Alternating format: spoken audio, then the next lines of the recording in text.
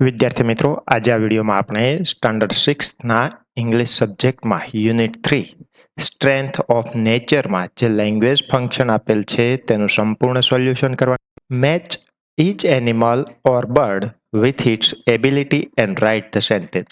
હવે અહીં એમાં પ્રાણી કે પક્ષીના નામ આપ્યા છે અને તેની ક્ષમતા બીમાં આપી છે. તે જોડવાનું છે અને તેનું વાક્ય બનાવવાનું છે. તો ફર્સ્ટ આપેલું છે ધ મંકી. તો તેમાં આવશે કેન જમ્પ ફાસ્ટ. તો આપણું સેન્ટેન્સ બનશે the monkey can jump fast. વાંદરો ઝડપથી કૂદી શકે છે. Second, the cow. તો can give us milk. Sentence થશે the cow can give us milk. ગાય આપણને દૂધ આપી શકે છે. Third, parrot. તો પેરોટમાં આવશે can talk and fly. The parrot can talk and fly. એ આપણું સેન્ટેન્સ થશે કે પોપટ બોલી શકે છે અને ઉડી શકે છે. ચોથું છે the kangaroo. Can hop on 2 legs. The kangaroo can hop on 2 legs. Kangaroo 2 પગે કૂદી શકે છે. ફિફ્થ છે ધ ફિશ. તો તેમાં આવશે can swim. The fish can swim. માછલી તરી શકે છે. એટલે કે અહીં કેન શબ્દ આવ્યો. તો કેન જે છે એ ક્ષમતા દર્શાવવા માટે વપરાય છે.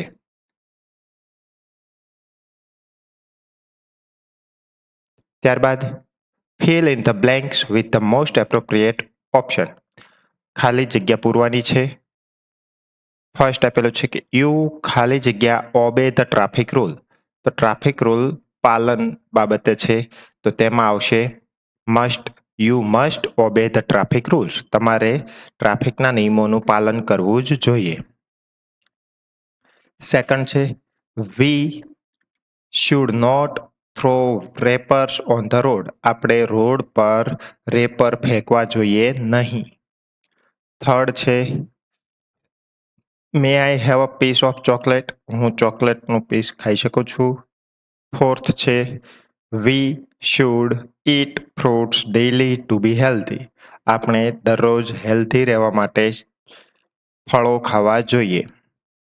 ફિફ્થ છે યુ ખાલી જગ્યા બી લેટ ઇન ધ એક્ઝામ.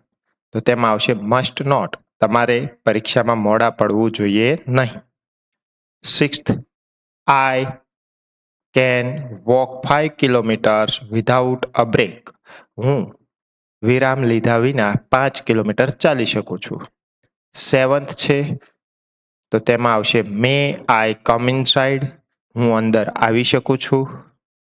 તો અહીં મસ્ટ, શુડ, મે એ શબ્દો આવ્યા. તો મસ્ટ છે એ ફરજિયાત હોય તેવી બાબત માટે વપરાય છે. શુડ સલાહ આપવા માટે વપરાય છે. મે પરવાનગી લેવા માટે વપરાય છે. એ અને બી ને જોડવાના છે.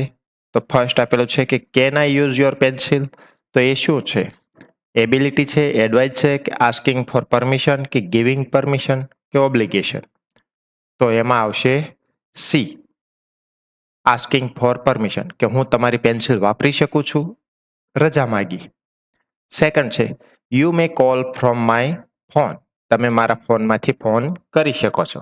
તો એ રજા આપી. તો ગિવિંગ પરમિશન. તો બેમાં આવશે ડી. થર્ડ છે you must not leave your bicycle here. તમારે તમારી સાયકલ અહીં રાખવી જોઈએ નહીં. તો એ ઓબ્લિગેશન. તો એ આવશે ત્રીજામાં ઈ. ચોથું છે you should learn to type. તો એડવાઇસ આપી છે. તો ચોથામાં બી આવશે.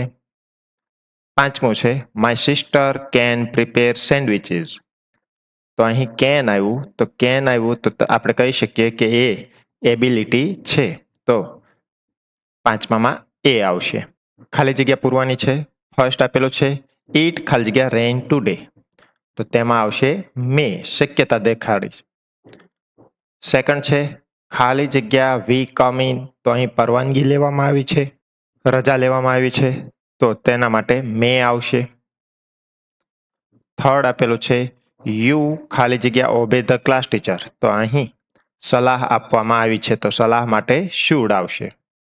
તો you should obey the class teacher, તમારે વર્ગ શિક્ષકની આજ્ઞાનું પાલન કરવું જોઈએ.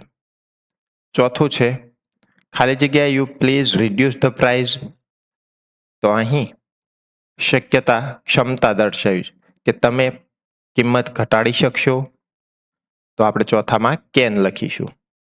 પાંચમું છે આઈ ખાલી જગ્યા રન ફાસ્ટર ધેન યુ, તો અહીં ક્ષમતા દર્શાવી છે તો કેન આવશે, તો કે I can run faster then you, હું તમારાથી ઝડપી દોડી શકું છું. હવે strike out the in appropriate option, અયોગ્ય શબ્દ ઉપર આપણે લીટી કરવાની છે. તો ફર્સ્ટ આપ્યું છે you must not oblique must study hard to be doctor, તમારે ડોક્ટર બનવા માટે સખત મહેનતની જરૂર છે, તો ત્યાં મસ્ટ નોટ ચેકી દઈશું. સેકન્ડ છે કે I must spend some time with my parents, મારે મારા માતા પિતા સાથે થોડો સમય વિતાવવો જ પડશે. I haven't seen them for a long time, ઘણા સમયથી મેં તેમને જોયા નથી. થર્ડ છે તો તે સેન્ટેન્સ બનશે we must check our answers for avoiding errors, ભૂલો અટકાવવા માટે આપણે આપણા જવાબ ચેક કરવા જ જોઈએ.